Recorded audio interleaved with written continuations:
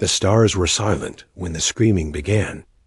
Captain Jake Morrison stood on the bridge of the human ship U.S. Endeavour, watching the emergency message play for the third time. The transmission came from Kepler 442b, a small mining colony on the edge of human space. The recording was short and horrible. People screaming, weapons firing, then nothing but static. "How long since we lost contact?" Morrison asked his communications officer.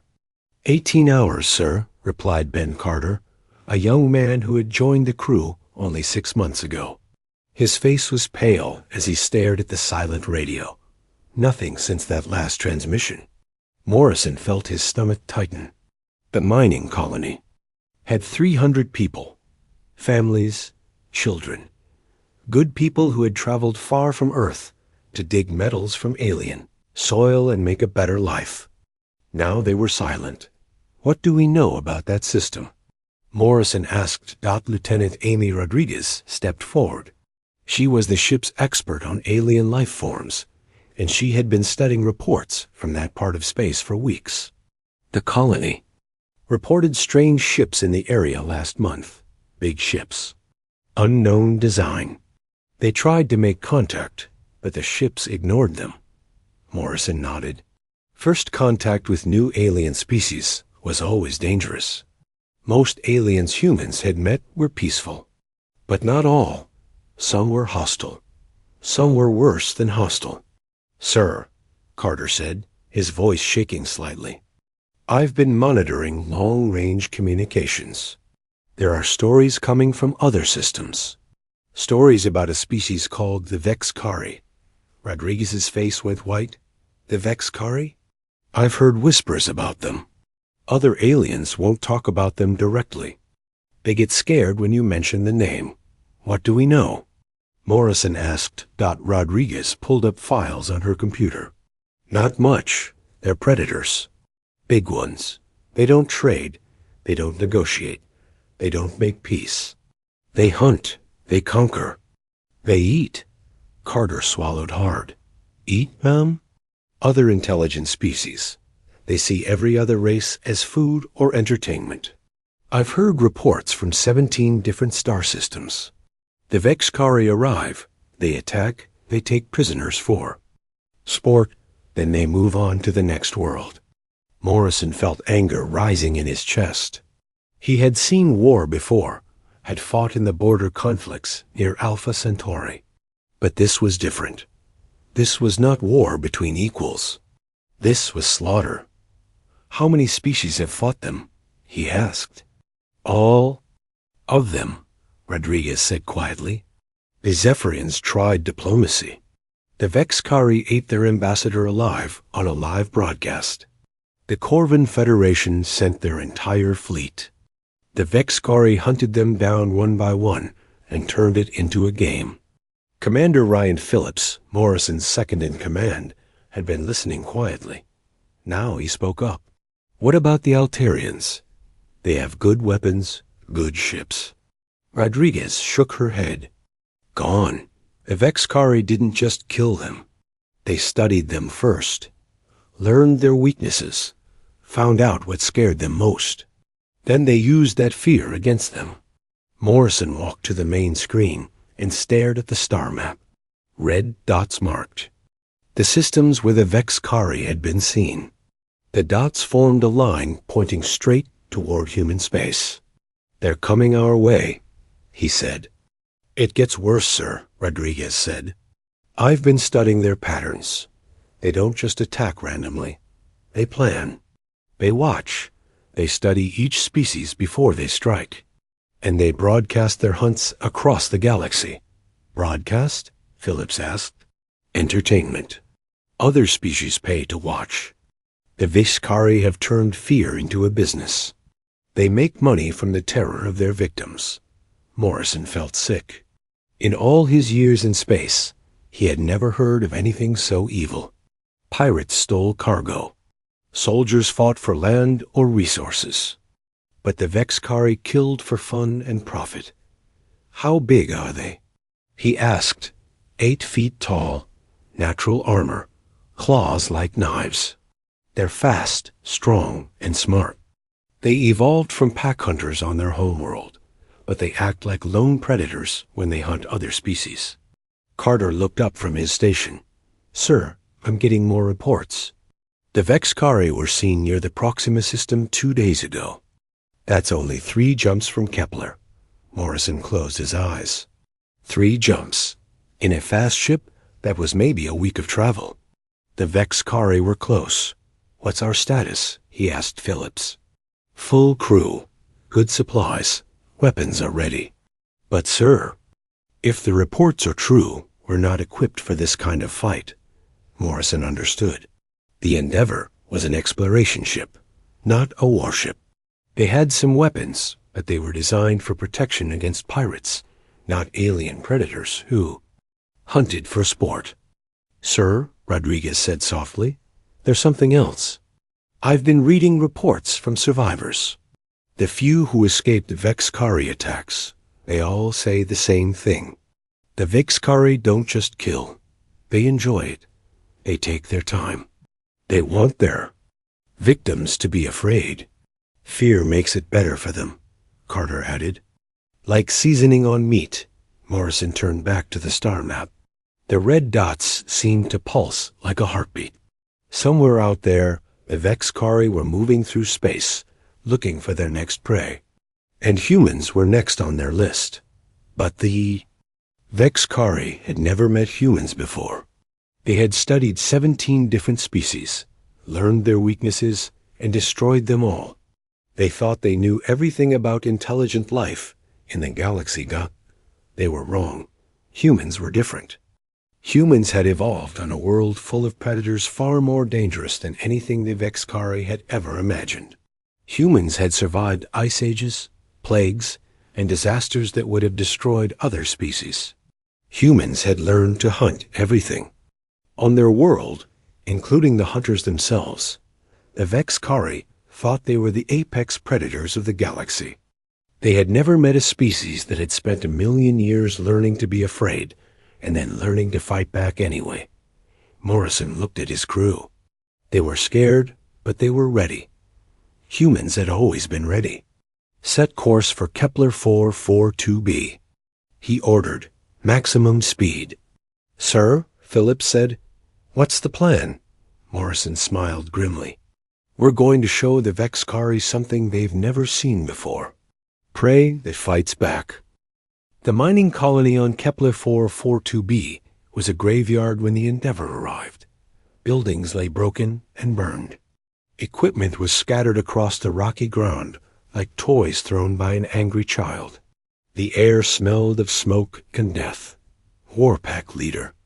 Dexmore stood in the center of the destroyed colony, his massive form casting a long shadow in the alien sun. He was 8 feet tall and covered in natural armor that had evolved over millions of years. His claws could cut through metal, and his eyes could see in almost complete darkness. He was the perfect predator, the result of evolution's cruelest lessons. But something was wrong. Dexmore looked at the bodies of the humans scattered around him. These creatures had fought differently than other species. When the Zephyrians had seen the Vexcari ships, they had tried to hide. When the Corvan soldiers had faced Vexcari warriors, they had panicked and run. The humans had done neither. "Warpack leader," said one of his soldiers, a younger Vexcari named Grixtal. The hunt was not as expected. Dexmore nodded slowly. The humans had not behaved like prey. When the Vexcari had landed, some humans had run, yes. But others had stayed to fight. They had organized quickly, setting up defensive positions. They had used their knowledge of the colony's layout to create traps. Most strange of all, some humans had charged directly at the Vexcari warriors. They had no natural weapons, no claws or fangs. They were small and weak by comparison. But they had shown no fear of death. "The small ones fought hardest," Grixtal continued. "The ones you would expect to flee first. They stood in front of the larger ones, protecting them." Dexmore had seen this behavior before, but only in lower animals. Parent birds protecting their nests. Herd animals defending their young. But these humans had protected strangers, not just their own offspring. Did we take any prisoners? Vexmore asked. One, a female. She was injured, but still alive when we found her. Vexmore was pleased.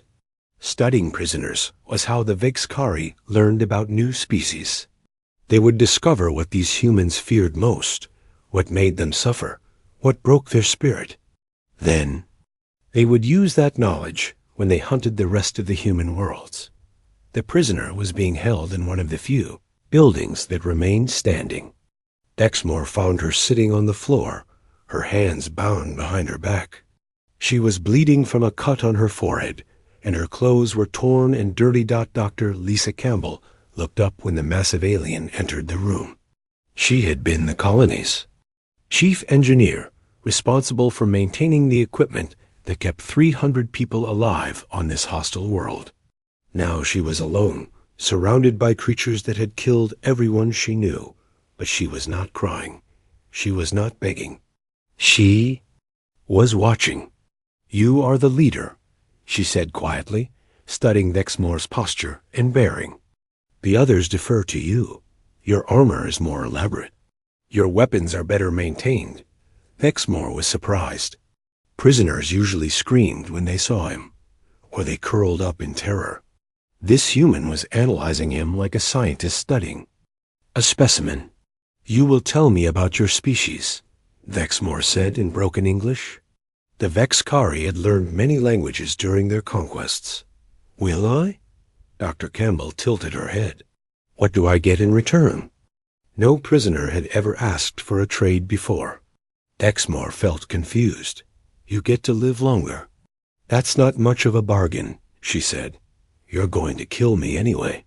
But I might be willing to answer some questions if you answer some of mine. Vexmore laughed, a sound like breaking glass. You think you can negotiate with me? You are prey. I am the hunter. Are you? Dr. Campbell asked. Because from what I observed during your attack, you're not very good at it. The Vexkari leader felt anger rising in his chest. No prey had ever insulted him before. We destroyed your colony in less than an hour. It took you an hour to kill 300 unarmed civilians? Dr. Campbell shook her head.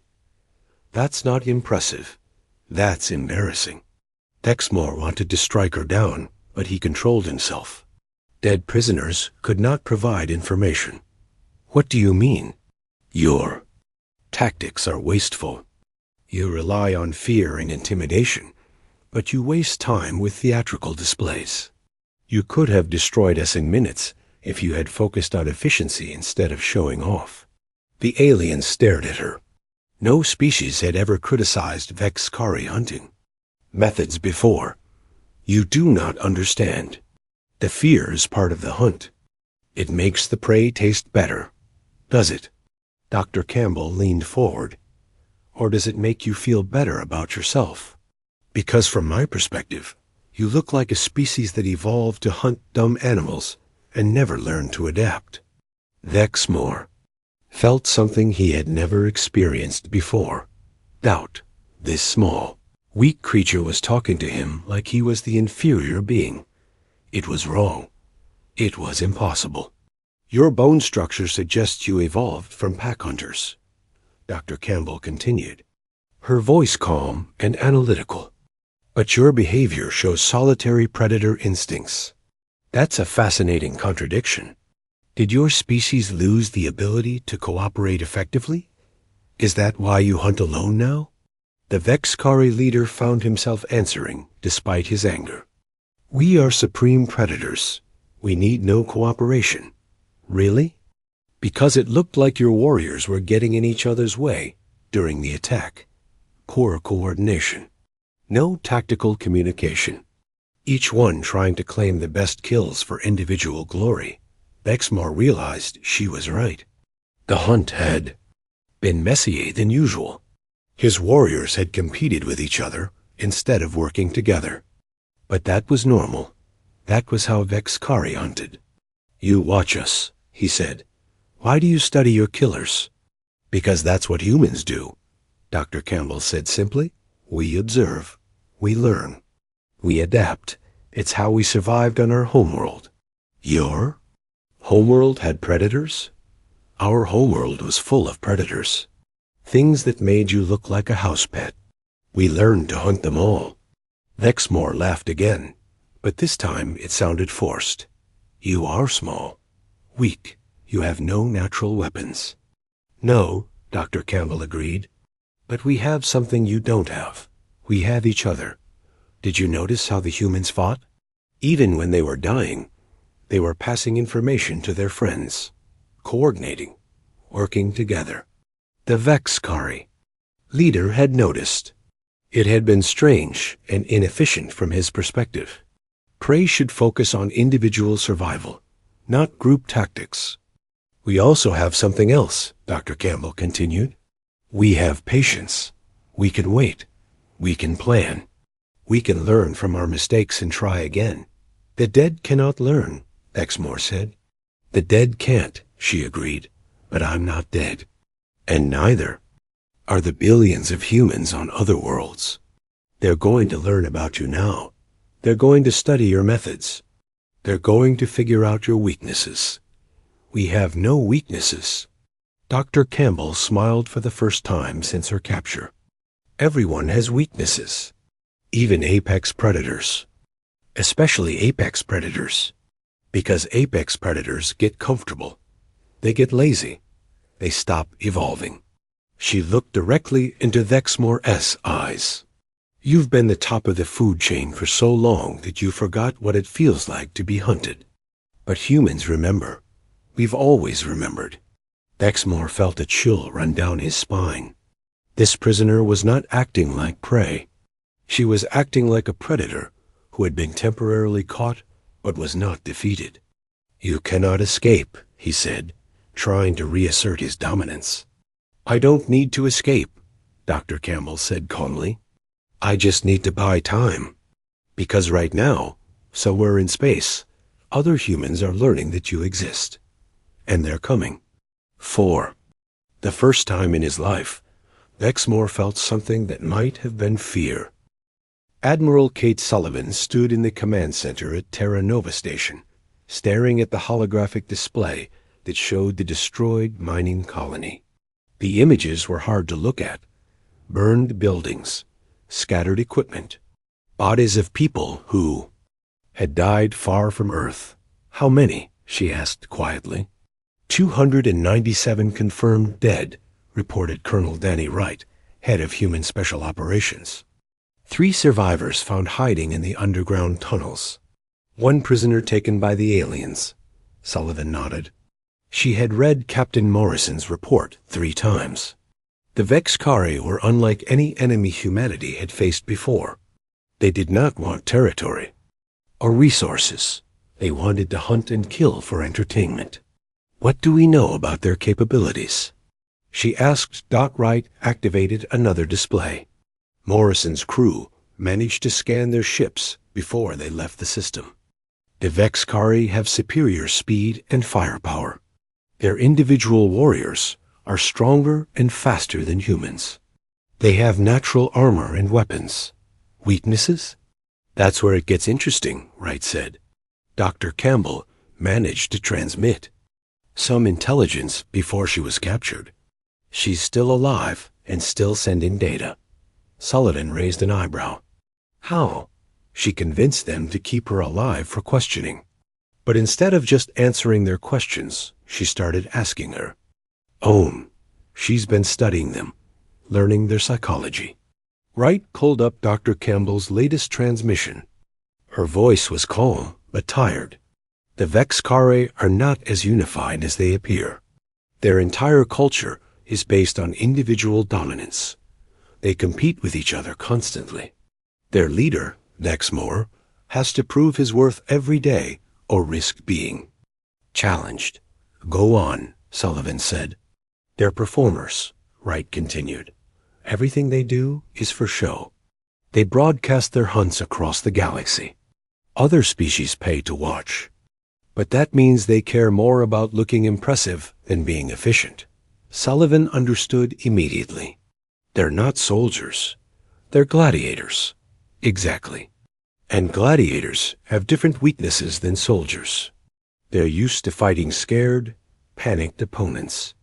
They've never faced an enemy that could think tactically under pressure. Another officer entered the room. Lieutenant Commander Ben Hayes carried a datapad with the latest intelligence reports. Admiral, we've intercepted more Vexkari communications. They're planning something big. Sullivan took the pad and read quickly.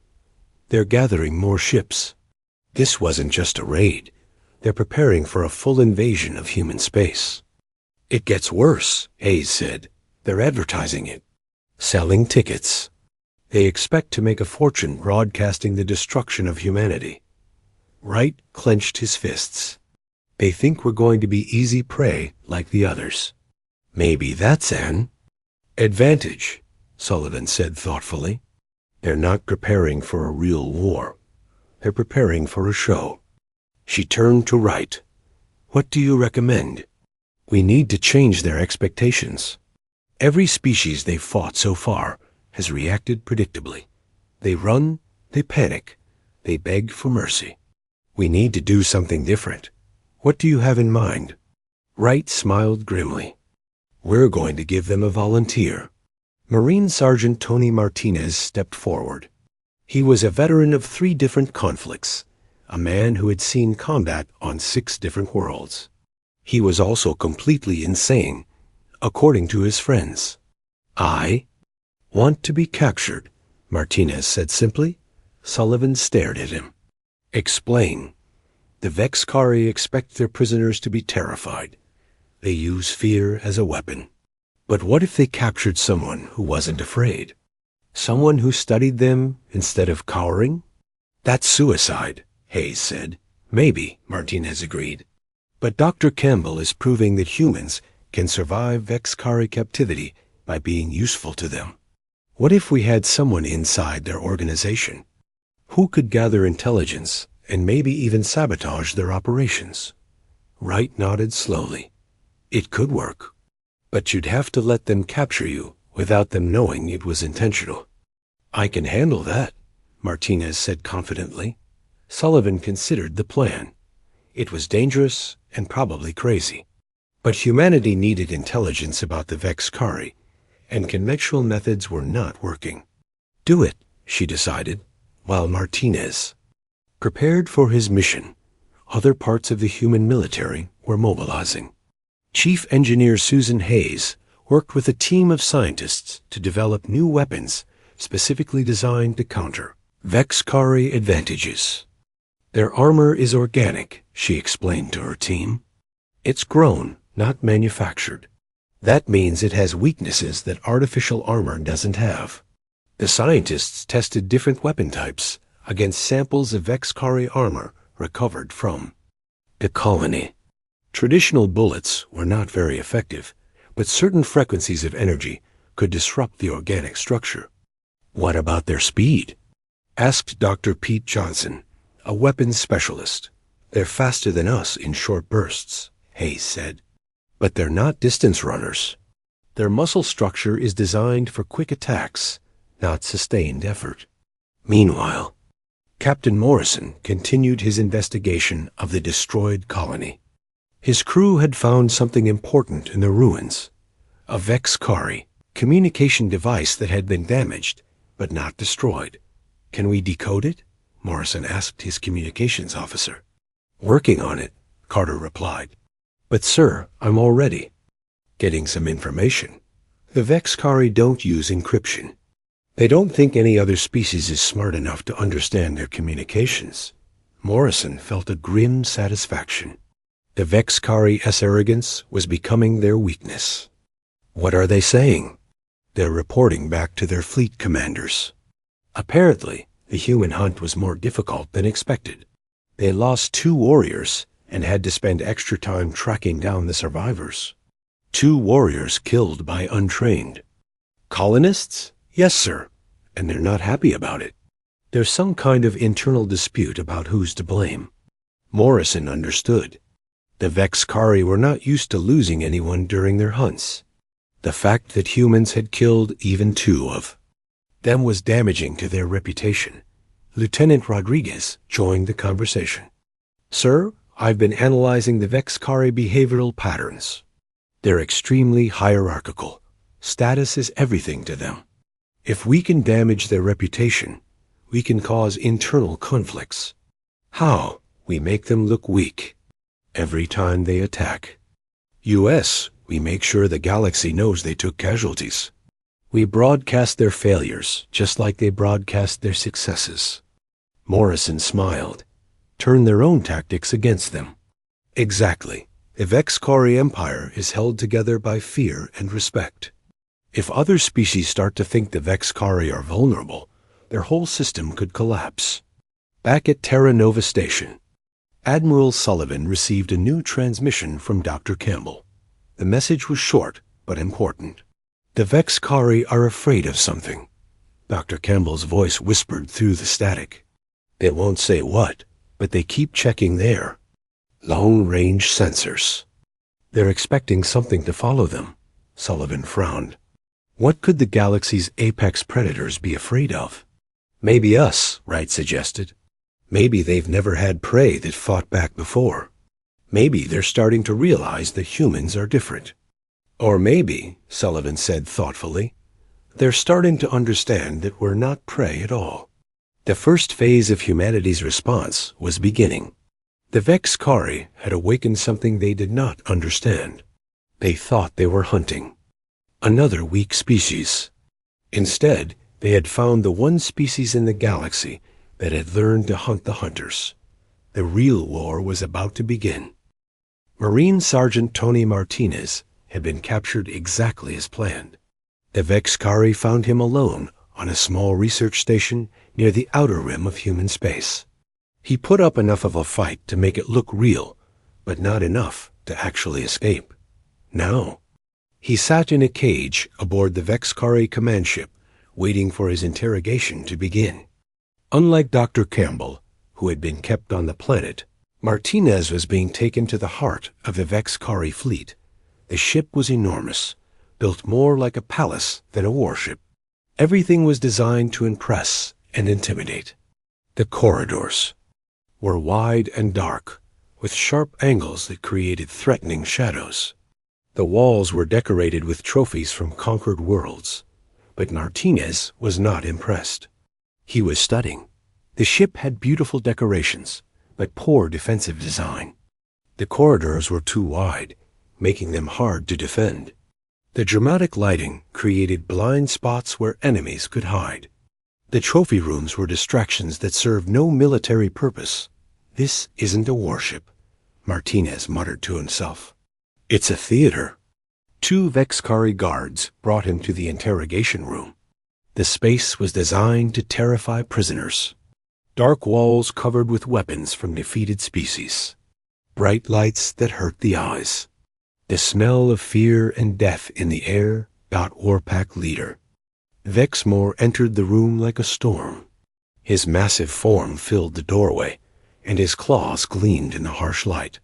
He expected to see another cowering human, ready to beg for mercy. Instead, he found Martinez standing calmly in the center of the room, looking around with interest. Interesting design choices, Martinez said conversationally. Very dramatic. I bet it works well on most species. Vexmore was confused. This human was not acting like prey. You will tell me about human military capabilities. Will I?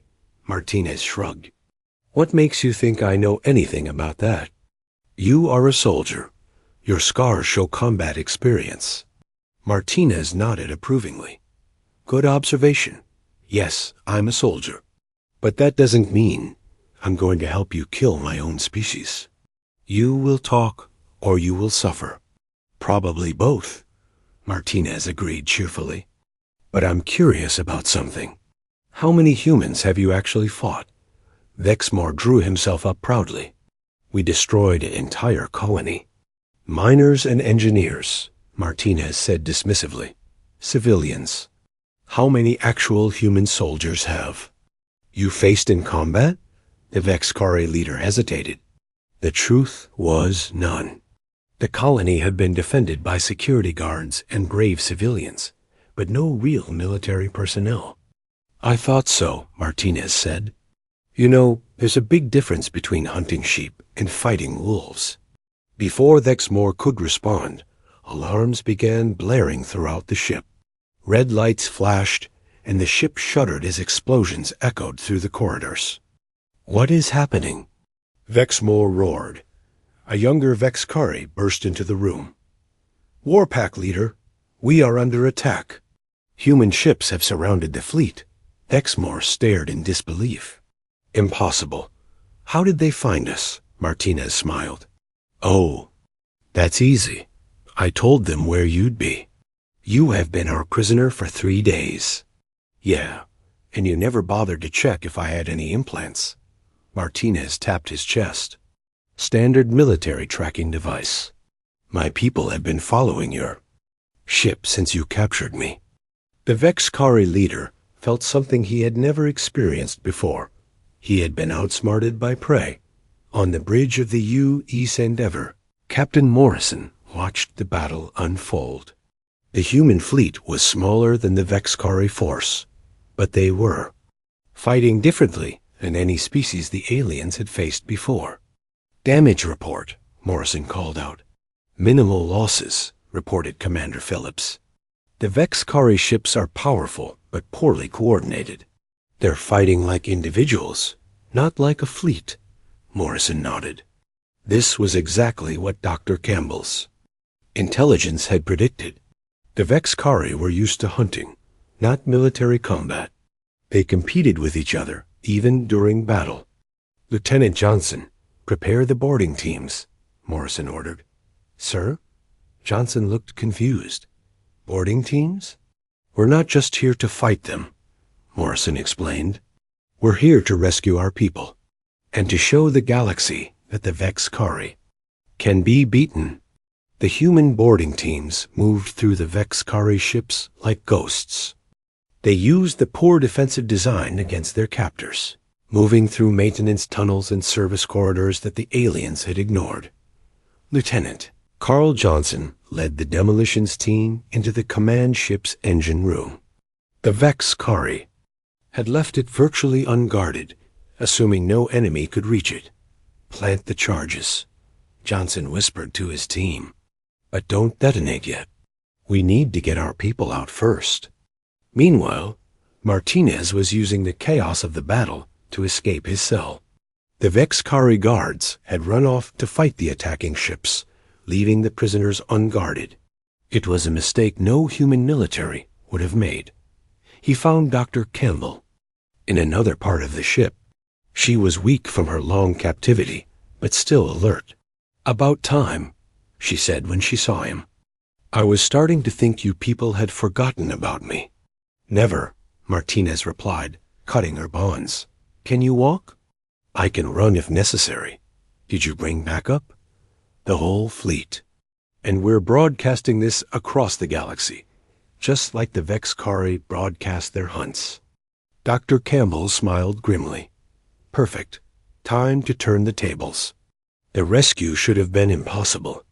The Vexkari had never lost prisoners before. Their ships were designed to be impregnable fortresses. But they had made one critical error. They had designed their ships to keep people in, not to keep determined rescuers out. The human teams moved with precision and coordination that the Vexkari could not match. They covered each other's backs, shared information instantly, and worked together like parts of a single organism. Vexmore found himself in the unprecedented situation of being hunted aboard his own ship. The humans moved through his vessel, like water through cracks, appearing where they should not be able to go, disappearing before his warriors could respond. How are they doing this? He demanded of his second-in-command. They fight like a pack, Grickstall replied, confusion clear in his voice. But they are not related. They should compete with each other, not cooperate. Vexmore was beginning to understand that everything he thought he knew about intelligent species was wrong. Humans did not behave like any prey he had ever encountered. The battle reached its climax when the human boarding teams reached the ship's main broadcast center. The Vexkari used this facility to transmit their hunts across the galaxy. Now, the humans were going to use it for their own purposes. Captain Morrison's voice echoed across 1,000 worlds. This is Captain Jake Morrison of the human fleet. For 300 years, you have terrorized the galaxy. You have hunted species that could not fight back. You have turned murder into entertainment. The transmission showed Vexkari warriors fleeing from human soldiers. It showed their prisoners being rescued. It showed the mighty predators looking confused and afraid. Today, that ends, Morrison continued. Today, you'll learn what it feels like to be prey. Across the galaxy, billions of beings watched in amazement as the supposedly invincible Vexkari were beaten by a species they had never heard of before. The humans did not just win the battle. They made it look easy. The psychological impact was devastating. Species that had lived in terror for centuries began to hope. The Vexkari Empire, built on fear and the myth of invincibility, started to crack. On his command ship, Nexmore watched his warriors retreat in confusion and panic. For the first time in his life, he experienced what his victims had felt: helplessness. Humans had done something no species had ever done before. They had turned the hunters into the hunted, and they were just getting started. The Vexkari homeworld of Crimson Fang had never seen an enemy fleet in its skies. For 3,000 years, it had been the untouchable center of a galactic empire built on fear and death. Its red deserts had known only victory celebrations and the screams of captured prey. Today, human ships cast shadows over its ancient hunting grounds. Captain Morrison stood on the bridge of the Endeavor, looking down at the alien world below. The planet was beautiful in a harsh way, with red rock formations that looked like giant claws reaching toward the sky. It was easy to see how this world had produced such deadly predators. "Scanning complete," reported Lieutenant Rodriguez. "Multiple cities, all built around central arenas. Looks like their entire civilization is organized around gladiatorial combat." "Population?" Morrison asked. "Roughly 50 million Vexkari on the planet. But sir, we're detecting something else. Massive underground facilities. They're keeping prisoners from dozens of different species down there." Morrison felt his jaw tighten. The Vexkari were not just killers. They were slavers, keeping captured beings alive for entertainment purposes. How many prisoners? Hard to tell exactly, but the energy signatures suggest hundreds of thousands, maybe more. Commander Phillips joined them at the tactical display. "Sir, we're getting communications from the surface. The Vexkari are demanding to know our intentions." Morrison smiled grimly. "Tell them we're here to hunt." On the surface of Crimson Fang, Warpack leader Dexmore stood in his personal arena, surrounded by his greatest warriors. The defeat of his fleet had been humiliating, but it had also been instructive. These humans were not like other prey species. "They fight like no species we have encountered," he told his assembled pack leaders. "They cooperate perfectly. They show no fear. They turn our own weapons against us." One of the younger leaders, Kexvar, snarled in frustration. "They are still small and weak. We should crush them with numbers." "Numbers did not help us in space," Dexmore replied. "They used our size against us. Our ships were too big to maneuver quickly. Our warriors too proud to work together." An older leader named Zixthel spoke up. "Perhaps we should negotiate. Offer them territory in exchange for peace." The arena fell silent. No Vexkari had ever suggested negotiating with prey before. It was unthinkable. "We do not negotiate," Dexmore said firmly. "We hunt. It is what we are." But even as he said the words, he felt doubt creeping into his mind. Dr. Campbell's words from weeks ago echoed in his thoughts. Apex predators get comfortable. They get lazy. They stop evolving. Above them. The human fleet began its descent. Captain. Morrison did not bring his entire fleet to the surface. That was not how humans hunted. Instead, he selected a small team of specialists, each chosen for their particular skills. Technical specialist Mike Torres had studied the planet's ecosystem for days, learning how its harsh environment could be used as a weapon. The constant sandstorms, the extreme temperature changes, the poisonous plants that grew in certain regions. The Vexkari are perfectly adapted to this world, he explained to the landing team. But that also means they can't adapt to changes in their environment. We can. Sergeant Martinez, freshly rescued and eager for revenge, had volunteered to lead the ground team. What's the plan? We do what humans do best, Morrison replied. We hunt the hunters. The human landing craft touched down in the desert far from any Vexkari cities.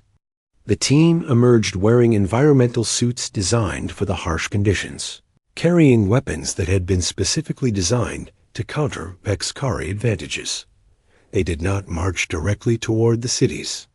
That would have been what the Vexkari expected. Instead, they began to hunt. The first Vexkari patrol found their equipment sabotaged and their water supplies poisoned.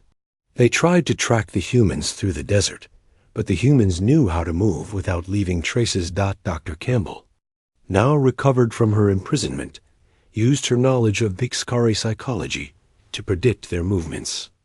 They'll split up, she told the team over their communication system. Their pride won't let them work together effectively. They'll each want to claim the honor of killing us personally. She was right. The Vexkari hunting parties divided into smaller groups, each leader determined to be the one who brought down the human invaders. Martinez and his team used this against them. They picked off isolated Vexkari warriors one by one, using the planet's own terrain as cover. The humans moved like ghosts through the red canyons, appearing long enough to strike, then vanishing into the maze of rock formations. For the first time in their history, the Vexkari found themselves afraid to leave their cities. Engineer Susan Hayes had stayed aboard the Endeavour, but her work was crucial to the mission. She had designed a device that could broadcast across the entire planet, using the same communication networks the Vexkari used to coordinate their hunts. Broadcasting now, she reported to Morrison. Dr. Campbell's voice echoed across Crimson Fang, speaking in perfect Vexkari language. People of the galaxy, this is Dr. Lisa Campbell of the Human Expedition. For centuries, you have watched the Vexkari hunt your people for entertainment. Today, you will watch them learn what it means to be prey. The broadcast showed Vexkari warriors fleeing through their own hunting grounds, confused and terrified. It showed human soldiers moving through the desert like predators stalking their prey. It showed the mighty apex predators of the galaxy running in fear from creatures half their size. In the underground prisons, hundreds of thousands of captured beings watched in amazement as their tormentors became the victims. Vex Moore led his personal guard into the desert, determined to face the humans himself. He was the greatest hunter in Vexkari history. He would not be shamed by prey, but the humans did not fight him the way he expected. They did not meet him in honorable combat. They harassed his force constantly, striking from long range, using the environment against him, forcing him to chase shadows through an endless maze of canyons. His warriors began to panic. They were not used to being hunted. They did not know how to deal with an enemy that refused to face them directly. Where are they? Demanded Kexvar, looking around frantically at the empty rocks. Everywhere, Vexmore realized. They are everywhere, and nowhere. It was then that he understood what Dr. Campbell had been trying to tell him. The humans were not just another species to be hunted. They were the one species that had learned to hunt everything else, including the hunters themselves. Final confrontation came not in a great battle, but in a moment of quiet understanding. Dexmore found himself alone in a canyon, separated from his warriors, facing Captain Morrison across a stretch of red sand. "You could kill me now," Dexmore said, his weapons lowered. "Yes," Morrison agreed, "but that's not why we're here." "Then why?" Morrison gestured toward the sky, where the broadcasts were still showing the confused Vexkari forces. "We're here to teach the galaxy that no predator is invincible, that everyone can be hunted." Dexmore felt something break inside him. His entire identity, his species' entire culture, was built around being the ultimate predators. Now he knew they were not. "What happens to us now?" he asked. "That depends on you," Morrison said. "You can choose to evolve, learn to be something other than killers, or you can choose to fight us and face extinction." Dexmore looked around at the red landscape that had shaped his people for millions of years. For the first time, he saw it not as a hunting ground, but as a prison. "We will consider your words," he said finally. Morrison nodded and began to walk away. Then he stopped and looked back. "One more thing," he said. "Release the prisoners. All of them. Today." As the human team prepared to leave Crimson Fang, the underground prisons opened for the first time in centuries. Hundreds of thousands of beings walked free, looking up at a sky where human ships waited to take them home. The Vexkari Empire did not fall in a day, but it began to crumble as the truth spread across the galaxy. No predator feared anything until they encountered humans. And humans, as the galaxy learned, were very good at hunting monsters.